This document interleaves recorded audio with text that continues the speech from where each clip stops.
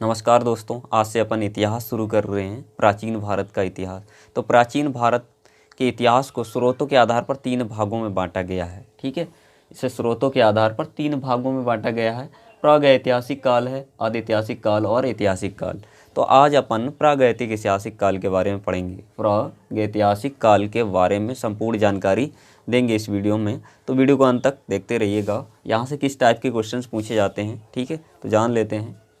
तो फर्स्ट तो यही है, मतलब जो इसे 3 भागों में बांटा गया है प्राचीन भारत के इतिहास को। ठीक है, तो आज फर्स्ट पढ़ेंगे प्रागैतिहासिक काल।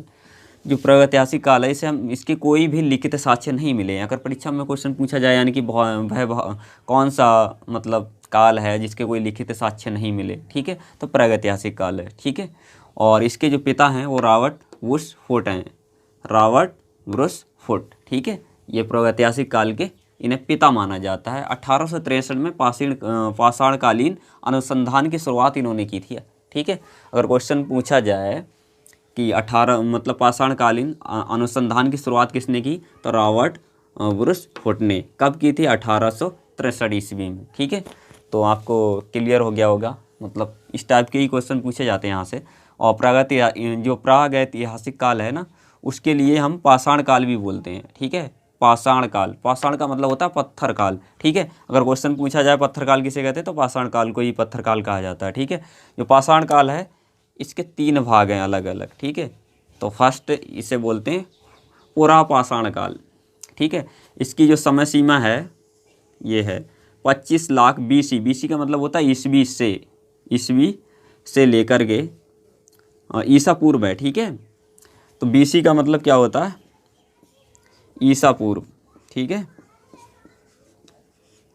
BC का मतलब ईसा पूर्व होता है। तो 25 लाख ईसा पूर्व से 10,000 ईसा पूर्व तक का समय माना जाता है पाषाण काल का समय। ठीक है, पूरा पाषाण काल का समय है ये। पूरा पाषाण का समय सीमा अगर पूछी जाए तो आपको पता है 25 लाख ईसा पूर्व से लेकर के 10,000 ईसा पूर्व तक। ठीक है, तो इस समय मनुष्य आजीविका मुख्य आधार शिकार था, यानी कि मनुष्य का जो जीवन चलाने का जरिया था वो शिकार करके ही अपना भोजन करता था और कुछ नहीं। वो दिन भर मतलब भोजन की तलाश में उधर उधर जंगल में भटकता रहता था। ठीक है, तो उस समय शिकारी अवस्था में मनुष्य था। ठीक, इस काल को आखेटक काल कहा जाता है। आखेटक का मतलब है शिकार करना, शिकार वाला काल कहा जाता है। ठीक है, अगर क्वेश्चन पूछा जाए आखेटक काल कौन सा था, तो यही है, पूरा पाषाण काल को आखेटक काल कहते हैं। इसे संग्राहक काल भी कहा जाता है। खाद्य संग्रह मतलब भोजन की तलाश में, भोजन को इकट्ठा करने के लिए मनुष्य भटकता रहता था। ठीक है, उसके बाद है आग की जानकारी इसी काल में मतलब हो जाती है मनुष्य के लिए, लेकिन आग का प्रयोग नहीं होता उन दोनों तक। मतलब मनुष्य ने आग की जानकारी तो प्राप्त कर ली, लेकिन प्रयोग करना नहीं सीखा। उन दिनों तक प्रयोग के बारे में वो नहीं जानता था। ठीक है, तो अगर पूछा जाए आग की जानकारी प्राप्त कब हुई, पूरा पाषाण काल में हुई थी, लेकिन प्रयोग करना नहीं जाना था उस समय मनुष्य ने। ठीक है, अगर पूछा जाए पाषाण काल में जो शिकार करने के लिए कौन कौन से औजारों का प्रयोग किया जाता था, तो कुल्हाड़ी होती थी और गड़सा होता था। ठीक है, तो ये था मतलब पूरा पाषाण काल के बारे में। इस समय आग की जानकारी हो जाती है, ठीक है, लेकिन प्रयोग नहीं, इतनी बात याद रखो। और मनुष्य एक आखेटक के रूप में था इस समय, मतलब एक शिकारी अवस्था में था।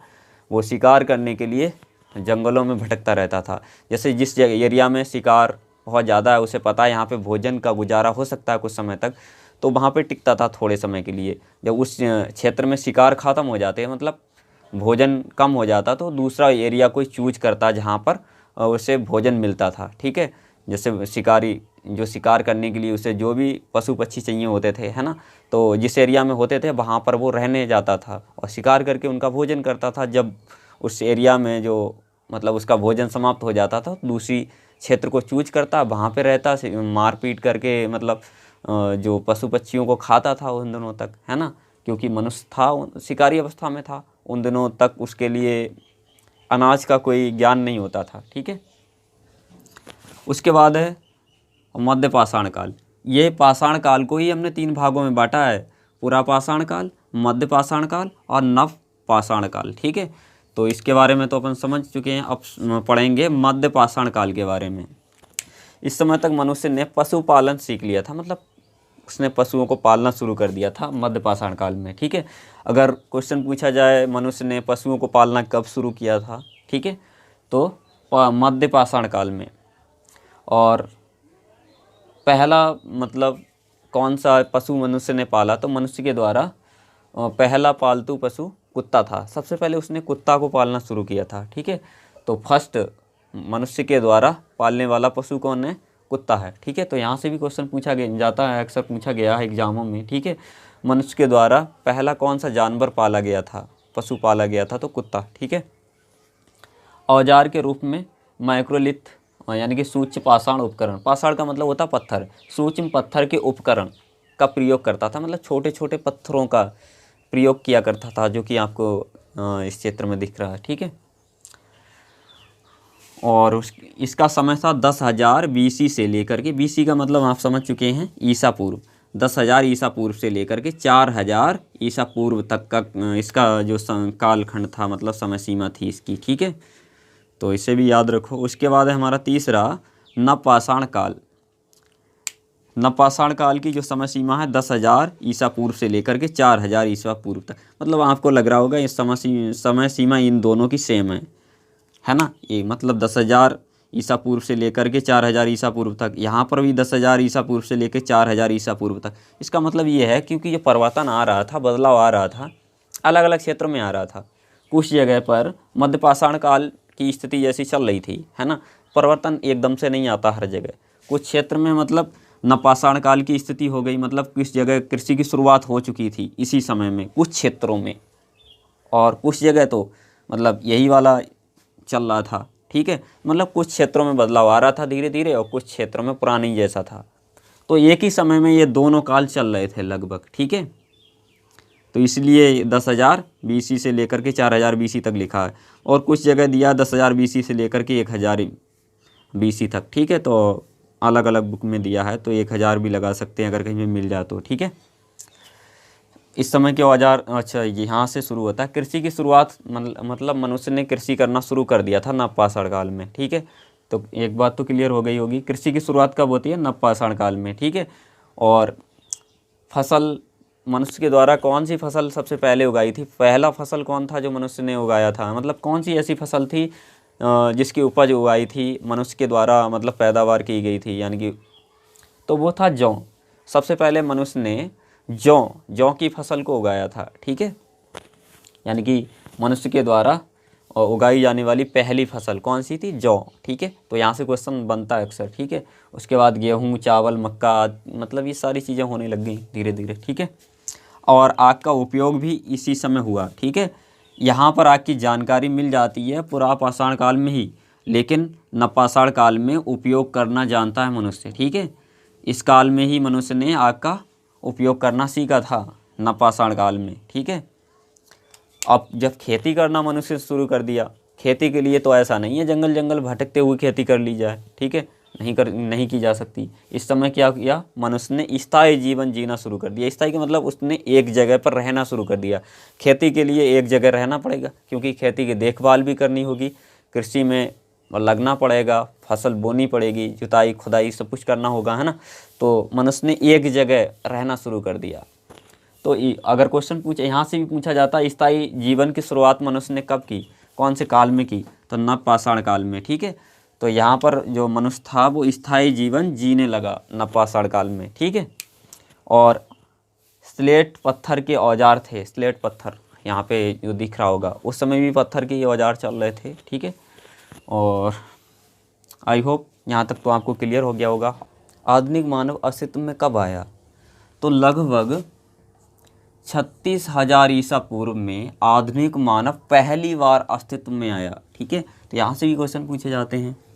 आधुनिक मानव को हेमोसेपियन कहते हैं। ठीक है, तो क्वेश्चन पूछ लिया जाता है आधुनिक मानव को क्या कहते हैं, हेमोसेपियन। भारत में पाषाणकालीन सभ्यता का अनुसंधान सर्वप्रथम रॉबर्ट वुरफुट ने 1863 ईस्वी में प्रारंभ किया, यानी कि शुरू किया। ठीक है, तो यहाँ से भी क्वेश्चन पूछे जाते हैं। उसके बाद है भारत में व्यवस्थित कृषि का पहला साक्ष्य मेहरगढ़ से प्राप्त हुआ। तो क्वेश्चन यहाँ से भी पूछा गया है कई बार, ठीक है। भारत में व्यवस्थित कृषि का पहला साक्ष्य कहाँ से मिला है, तो मेहरगढ़, याद रखिएगा। उसके बाद बिहार के चिरांद नामक नवपाषाणकालीन स्थल से हड्डी के औजार मिले हैं, ठीक है। तो हड्डी के जो औजार कहाँ से मिले हैं, चिरांद, जो कि बिहार में है। नवपाषाणकालीन के जो औजार थे, ठीक है, नवपाषाणकालीन स्थल से हड्डी के औजार कहाँ से मिले हैं, बिहार के चिरांद से, ठीक है। उसके बाद है पाषाण काल तीनों चरणों के साक्ष्य, यानी कि पाषाण काल के तीनों चरणों के साक्ष्य बेलन घाटी से मिले हैं हमें, ठीक है। बेलन घाटी कहाँ है, इलाहाबाद, ठीक है। उसके बाद औजार में प्रयोग की जाने वाली पहली धातु कौन सी थी, यानी कि मनुष्य के द्वारा कौन सी धातु का प्रयोग औजार के रूप में पहली बार किया गया था। सबसे पहले तांबा की शुरुआत की गई, पहली धातु तांबा थी, और सबसे पहले मनुष्य के लिए तांबा का ही ज्ञान प्राप्त हुआ, ठीक है। सबसे पहले कौन सी धातु का ज्ञान हुआ, तांबा, ठीक है, और तांबे की ही उसने औजार बनाए थे, ठीक। उसके बाद है चावल की खेती का पहला साक्ष्य कहाँ से मिला, तो आएगा कोल्डी हवा, ठीक है। चावल की खेती का पहला साक्ष्य कहाँ से मिला, कोल्डी हवा, जो कि इलाहाबाद में है, ठीक है। और पहिए का आविष्कार कौन से काल में हुआ, तो ये नवपाषाण काल में हुआ, ठीक है। तो यहाँ तक तो सारे क्वेश्चन क्लियर हो गए होंगे। आई होप आपको ये वीडियो पसंद आएगा, पसंद आया तो लाइक करें और अपने सभी दोस्तों के साथ शेयर करना ना भूलें। Thanks watching for video.